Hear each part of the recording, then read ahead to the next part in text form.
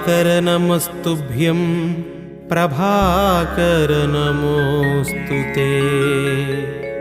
सप्ताश्वरथमारूढं प्रचण्डं कश्यपात्मजं श्वेतपद्मधरं देवं तं सूर्यं प्रणमाम्यहम्।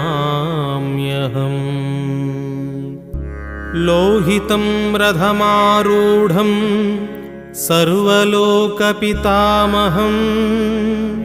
महापापहरं देवं तं सूर्यं प्रणमाम्यहम्।